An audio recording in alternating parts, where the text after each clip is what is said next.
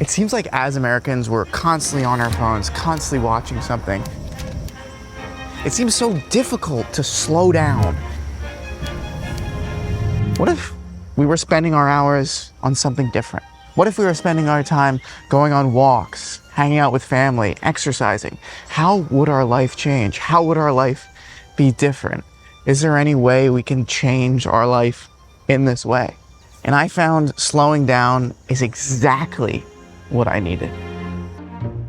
Okay, so today I'm going to show you how to slow down and enjoy life by stealing 8 Italian habits. And if you can successfully integrate even one of these habits, you'll reduce anxiety, get more happiness out of life, and start to better enjoy your time with friends, family, and even yourself. And there are 0 hacks or fancy tricks in this video. They're just things that I found that can be seriously life-changing. They might not be super easy to implement, but they can be seriously life-changing. And the thing about Italian people in general is they really focus on family. They walk pretty much everywhere. They practice dolce far niente. They focus on quality, and they have a positive outlook. So here's your plan for the next 60 days to actually improve your health and happiness. Week number 1, we're focusing on family. Live longer and happier. That's what a strong family connection can promise. And I remember I visited this magical town of Solo in Sardinia, and it's one of those blue zones where people live kind of past 100 years more than any other places on the world.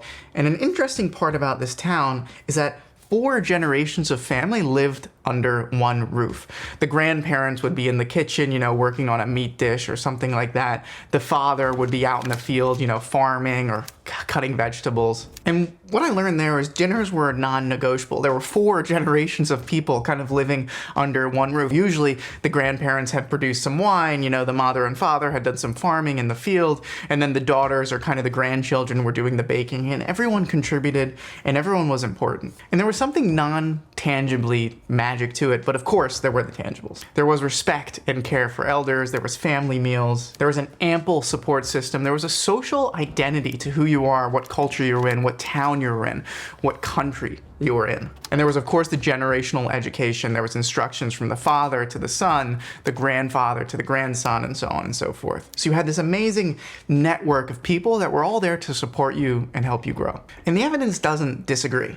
The people of Siolo have 1,000% more centenarians per 1,000 people, that's 20, than the US, which has on average about 2. Lack of social connections when factoring in multidimensional analysis increases the odds of mortality by 91%. So here are some ways we can focus on family like Italians. Number 1 is family meals. I saw this everywhere. They would have at least dinners with the close family every single night, and then maybe once a week or once every 2 weeks or once a month, they'd have a big kind of extended family meal. Another great thing is family traditions, and there's this amazing tradition kind of in the south of Italy, and I'm sure other parts of Italy as well, that at the end of the summer, maybe around August, September, they take their kind of harvest of tomatoes and make it into a sauce. So that's why it's preserved for the rest of the year. And everyone comes together, someone's peeling the tomatoes, someone's boiling them, someone's crushing them, someone's mastering the spices, that's usually the grandparents, the experts, and then someone's bottling that forever. And then they just give the sauce to the family, and they have sauce for the entire year that's homemade and home farmed. Well, what are some things you could do? Well, really create your own. I think seasonal things are usually the most fun and the easiest to stick to. So for example, maybe on Halloween, everyone comes together and picks some pumpkins. Maybe during Christmas, everyone goes out and looks at the Christmas lights together. Maybe in the summertime, you all go to a beach house or rent a beach house or something like that. Number 3, just look out for each other. Your family's gonna be there, and as Tony Soprano says, family, they're the ones you can depend on. Now get the fuck out of here. And then finally, celebrate achievements. Just win together as a family. So that's week number 1. We're focusing on family. What are we gonna do for week number 2? How are we gonna be happier in life and with everyone around us? Well, just walk everywhere. In many Italian towns, cars just wouldn't fit, and there were just no pathways for cars to go down. So people would either walk, they'd bike, they'd drive those little mopeds or something like that. But more often than not, they were using their own body's energy to get from point A to point B. And there's evidence for this, right? Walking decreases your risk of having cardiovascular disease, that's your heart. Cerebrovascular disease, that's your brain. Reduces your chance of having type 2 diabetes. Improves subjective reportings of mental well-being, and increases your longevity. So you'll live longer, your brain and heart won't break, and you'll be happier. I think those are good things. And the evidence says about walking briskly for about 30 minutes a day for 5 days a week is a good starting point. Week number 3, we're gonna focus on piano piano. And this is one of my favorite Italian expressions because I was learning Italian and I remember I learned piano, which is floor. And then they said piano piano, which was slowly. And I was like, this makes absolutely no sense. It's a beautiful, beautiful expression. And it's beautiful because this is so characteristic of the way Italians are. I don't think I ever saw an Italian person rush. I really don't think I ever saw it. It's just not in their culture. Why do we, especially, I'm American, why do we Americans spend so much time rushing? And I mean, I'm so guilty of this, right? Because all my videos are about being more efficient and productive, but in the end of the day, I really wanted you to think about why are you doing this? What's the benefit of being, a little bit more fast? And this is one of the most impactful ideologies that Italians have, and one of the most difficult for Americans to adopt. And the first thing I think you can do is try to have at least one meal a day with friends or family that you have a lot of time to chill. You have maybe an hour to just hang out and eat. You don't have the phone, you just talk and kind of enjoy the other person's company. Number 2, try to have a passeggiata twice during the week, where basically you just go for a long extended walk with no real intention, no real purpose. You're just enjoying your time outside or in nature or with family and friends. And finally, and this might be the hardest one, but can be the best one, we're gonna combine those two. Pick one day a week, usually like a Friday or a Saturday is good. Have a 2-hour dinner. You guys aren't allowed to leave the table until the 2 hours have passed, and then at least a 1-hour walk. See the amazing things that come up. No phone, no like other watching TV or anything like that. Just see what happens. Week number 4, you're gonna arrange a leisurely meal with friends. You see a lot of this is organized around eating. So when's the last time you reached out to your 3 or 4 closest friends? Arrange a dinner, maybe that's you cooking, maybe that's you guys all going somewhere, and you're in charge, you're the coordinator. Find a time to bring everyone together. The 5th thing we're gonna steal from the Italian people during week number 5 is cook something just for you. When's the last time you made something just for you that you really like to enjoy? An Easy Mac does not count. What's your comfort meal? What do you really love to eat? Now, of course, many of them still go to the grocery store, but a lot of them still go to all these different places to find the different kinds of food. Maybe they go to Formaggeria to find the cheese, the Panetteria, the bread. They go to the garden to get some vegetables. They go to the local butcher to get some meat. And they kind of bring all these together because these things are usually made or presented, right, that day. But some of the best Italian food I ever had was the simplest, just 3 ingredients, maybe tomato, mozzarella cheese, and basil, or something like that. Or just some arborio rice, some chicken stock, and some Parmesan cheese, that's risotto. And these are the recipes that I'm gonna suggest you try. So I would try out a caprese salad, a spaghetti con ragu, don't say bolognese or the people of Bologna will kill you, they've nearly killed me a couple times, and a simple risotto. So risotto, caprese, and basically a pasta with a meat sauce. Week number 6, we're gonna focus on il dolce far niente, and that really just means the sweetness of doing nothing. And it really is hard for me to put my head around this. For example, just sitting down, doing nothing. That's why meditation has been so impactful for me. But I want you to picture something.